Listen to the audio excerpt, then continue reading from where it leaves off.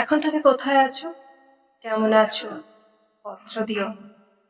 এক বিকেলে মেলায় কেনা খামখেয়ালি তালপাখাটা খুব নিশীথে তোমার হাতে কেমন আছে?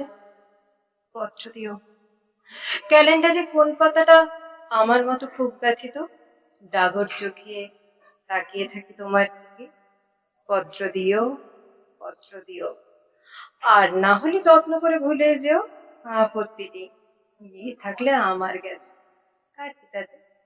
আমি না হয় ভালোবেসেই ভুল করেছি, নষ্ট ফুলের পরাগ মেখে পাঁচ দুপুরে নির্জনতা খুন করেছি। কি আসে যায়, এক জীবনে কতটা আর নষ্ট হবে, এক মানবী কতবার কষ্ট দেবে। আপন হতে বাহির হয়ে বাইরে দাঁড়া, বুকের মাঝে বিশ্ব লোকে পাবি সারা। আপন হতে বাহির হয়ে বাইরে দাঁড়া। আজকে আমরা আন্তর্জাতিক মাতৃভাষা দিবস উপলক্ষে খোলা মনের পক্ষ থেকে শিশির মঞ্চে একটা অনুষ্ঠান করলাম। আজকে আমাদের সঙ্গে অনেক গুণী শিল্পীরা এসেছেন, কবিরা এসেছেন, আবৃত্তি শিল্পীরা এসেছেন, সঙ্গীত শিল্পীরা এসেছেন এবং তাদের উপস্থাপনায় আজকে একটা চমৎকার সুন্দর একটা অনুষ্ঠান হলো। এই অনুষ্ঠান শেষ হতে চলেছে। এখনো পর্যন্ত আমাদের প্রেক্ষাগৃহ আহ, যথেষ্ট প্রেক্ষাগৃহে যথেষ্ট দর্শক শ্রোতা রয়েছেন। এটা আমাদের পক্ষে একটা উৎসাহের ব্যাপার, আনন্দের ব্যাপার। আমরা খোলা মনের পক্ষ থেকে আহ নানা ধরনের অনুষ্ঠান আমরা করি, সাংস্কৃতিক অনুষ্ঠান। এবং আজকে আমাদের একটা ভালো দিক ছিল এই যে আমরা একটা আহ সমাজের জন্য যারা কাজ করছেন, সমাজসেবী একটি সংগঠনকে আমরা খোলা মনের পক্ষ থেকে সম্বোধনা দিতে পেরেছি। এটাও আমাদের একটা ভালো লাগার জায়গা, গর্বের বিষয়। এবং আমরা এই বিষয়টা চেষ্টা করব প্রতি বছর যদি এই ধরনের কিছু আমরা এনজিও কে, এই ধরনের সংগঠনকে আমরা সম্বোধনা দিতে পারি, ভালো লাগবে।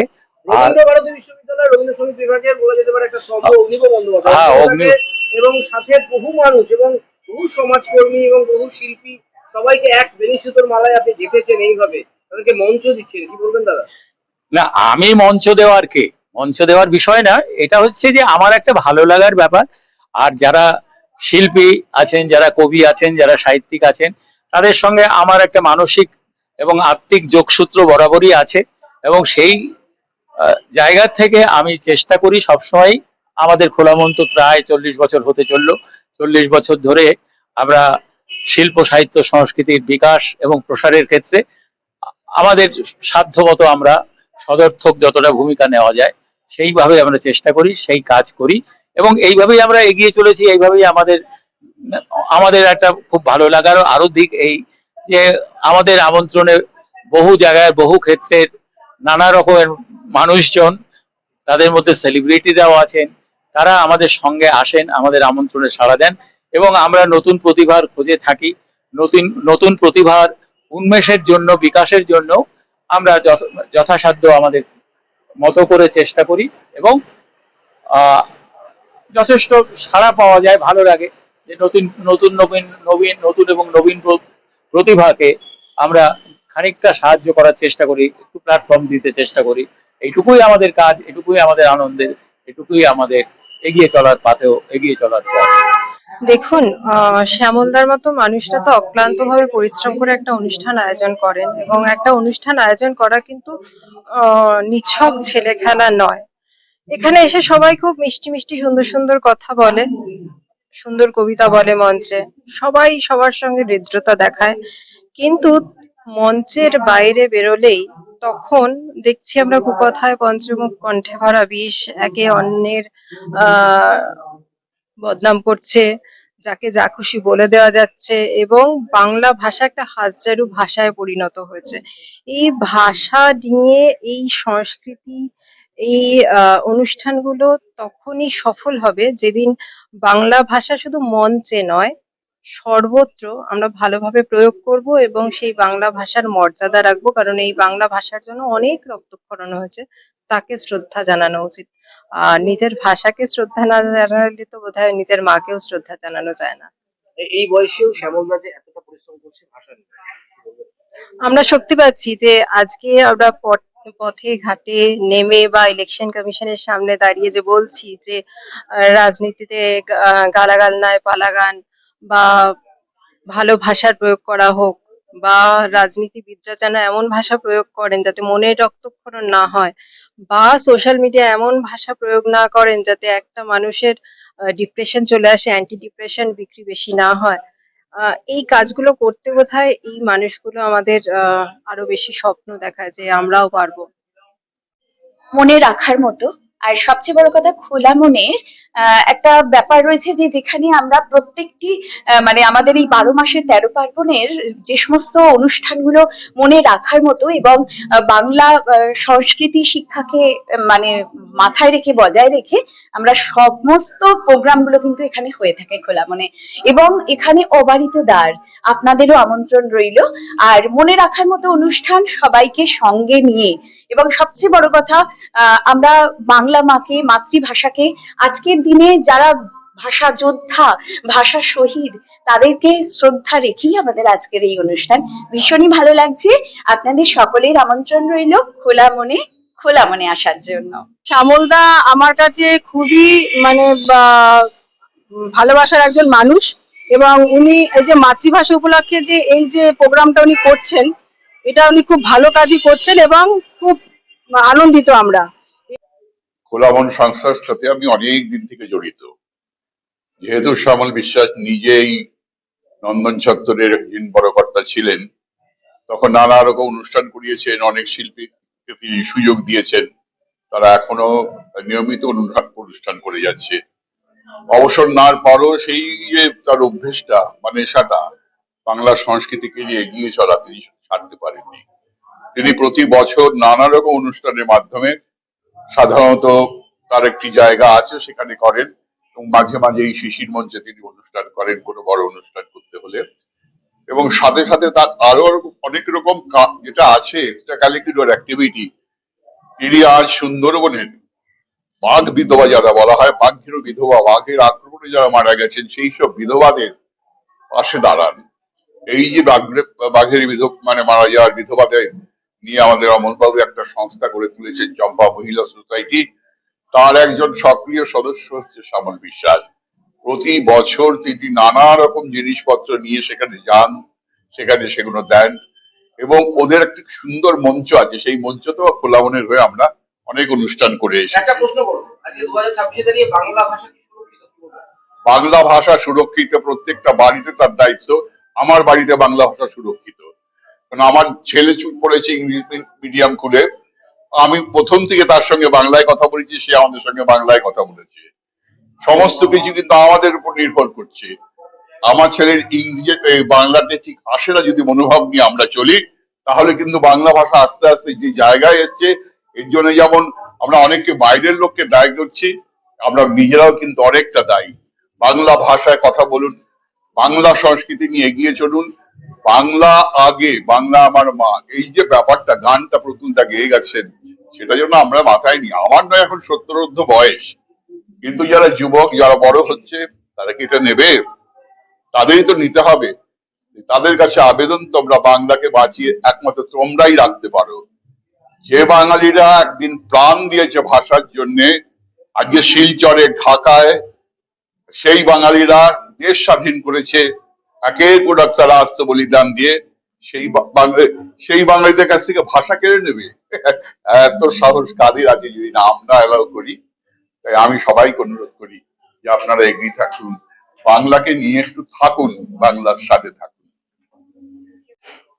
শ্যামলদা খোলা মন নিয়ে যে কাজ করে চলেছেন, শুধুমাত্র আজকে বলে নয়, আমি শ্যামলদার অনেক অনুষ্ঠানে এসেছি, এবং শ্যামলদা আমাকে যেটা সব থেকে বড় সুযোগ করে দিয়েছে সেটা হচ্ছে আমার নিজের লেখা কবিতা পড়ার।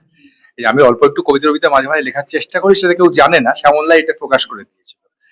এছাড়া শ্যামলদা বসুমতী পত্রিকায় থাকবার সময় শ্যামলদা আমাকে দিয়ে বেশ কিছু প্রবন্ধ লিখিয়েছিলেন। তার মধ্যে জনগণমনর শতবর্ষ নিয়ে আমার একটা লেখা ছিল, এবং সেই সময় শ্যামলদার সাথে আমার আজকের সম্পর্ক নয়, দীর্ঘদিনের সম্পর্ক। এবং সেই সময় থেকে দেখছি শ্যামলদার যে সাংস্কৃতিক মনস্কতা এবং বাংলা ভাষা নিয়ে চলার যে আগ্রহ এবং তার যে কাজ, তা অত্যন্ত গুরুত্বপূর্ণ, সমাজের পক্ষে অত্যন্ত প্রয়োজনীয়। সেই জায়গায় দাঁড়িয়ে এই যে খোলা মন নামটা, সত্যি আমরা খোলা মন নিয়ে যদি আমরা সম্পূর্ণ নিরপেক্ষভাবে যে কোনো কাজ করতে পারি, তার থেকে বড় তো কিছু হতে পারে না।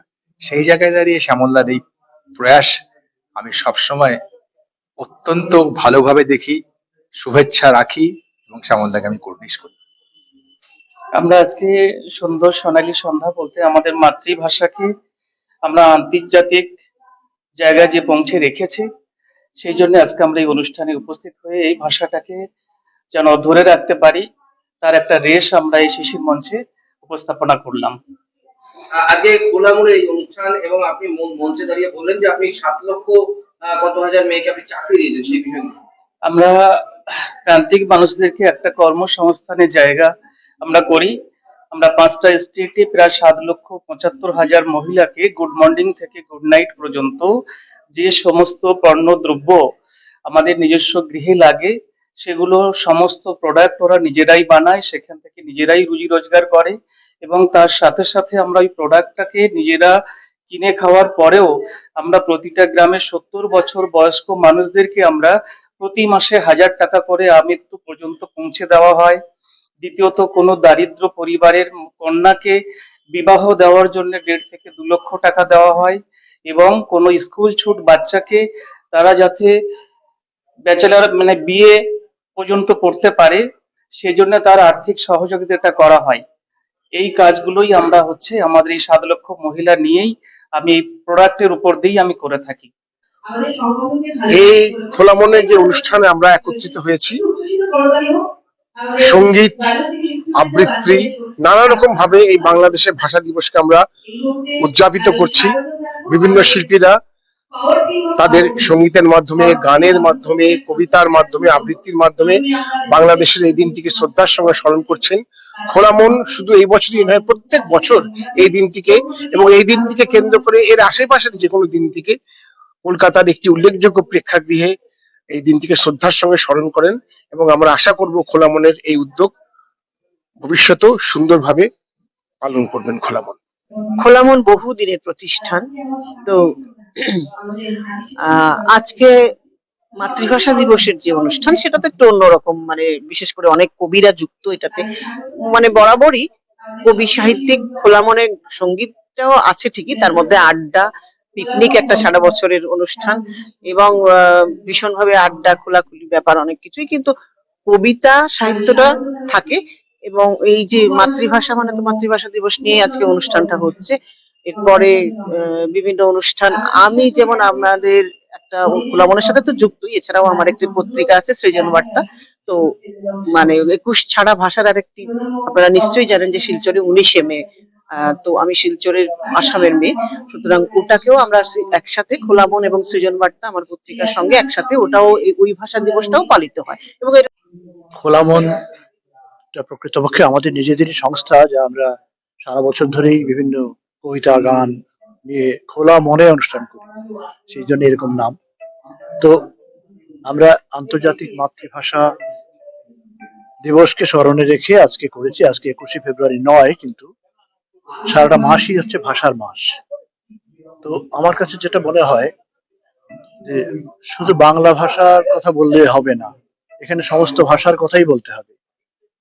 আন্তর্জাতিক মাতৃভাষা, ফলে যার যার কাছে তার ভাষা নিশ্চয়ই সম্মানের, সেই ভাষাটাকে আমাদেরকে সম্মান করতে হবে। কবি সুমন একটা গান লিখেছিলেন, আমি চাই নেপালি ছেলেটা গিটার হাতে একদিন তার ভাষাতে গাইতে আসবে কলকাতাতে। ব্যাপারটা অনেকটা এরকমই, সব ভাষাকে আমাদেরকে সম্মান করতে হবে। আর শুধু ভাষা তো শুধু ভাষা একটা নয়, একটা কথা বা তার লিখিত রূপ তাও নয়, একটা সংস্কৃতিকে প্রতিনিধিত্ব করে সেই ভাষাটা। তার মানে কি দাঁড়ালো যে প্রতিটা সংস্কৃতিকে আমাদের সম্মান করতে হবে, শ্রদ্ধা করতে হবে, কেউই অপাঙ্ক্তেয় নয়। এটাই আমার ভাবনা। বাংলা মাতৃভাষা দিবস। আমি প্র্যাকটিক্যালি আমি বাঙালি নয়, কিন্তু আমার পুরো বাংলা প্রেম আছে। আমি বাংলাতে লিখতে পারি, পড়তে পারি, গাইতে পারি। আর তাছাড়া এমনি আমি গান করি, হিন্দি গান করি, মুকেশ ভয়েস গান করি। বাংলা ভাষা মাতৃদুগ্ধ সম। আর আজ খোলা মনের আমন্ত্রণে আসতে পেরে সত্যি খুব ভালো লাগছে। দীর্ঘ সময় খোলা মনের প্রণম্য শ্যামল বিশ্বাস মহাশয়ের আশীর্বাদ পেয়ে এসেছি। আর আজকের দিনেও যে আসতে পেরেছি, সত্যি আমি গর্বিত। আজ আমার জন্মদিন, কিন্তু জন্মদিনে আমরা প্রত্যেকে ছোট ছোট পদক্ষেপ নিই। আজ কিন্তু আমি যে পদক্ষেপটা নিয়েছি, বাংলা ভাষাকে এগিয়ে নিয়ে যাওয়ার। মাতৃভাষা দিবসটা শ্রী শ্যামল বিশ্বাস, যিনি খোলা মনের কর্ণধার, ওনার পরিচয় দিতে গেলে খুব ছোট্ট কথায় বলা যাবে না। উনি একদম শুরু থেকেই এই সংস্কৃতি নিয়ে বড় হয়েছেন। শুধু তাই না, উনি প্ল্যাটফর্ম দিয়েছেন, অনেক শিল্পীকে উনি উপরে তুলেছেন, এবং এখানে এই শিশির মঞ্চ, এই জায়গাতেই উনি আগাগোড়া কাজ করে গেছেন, এবং এখন উনি রিটায়ার করার পরেও এই সংস্কৃতিকে ছেড়ে থাকতে পারছেন না।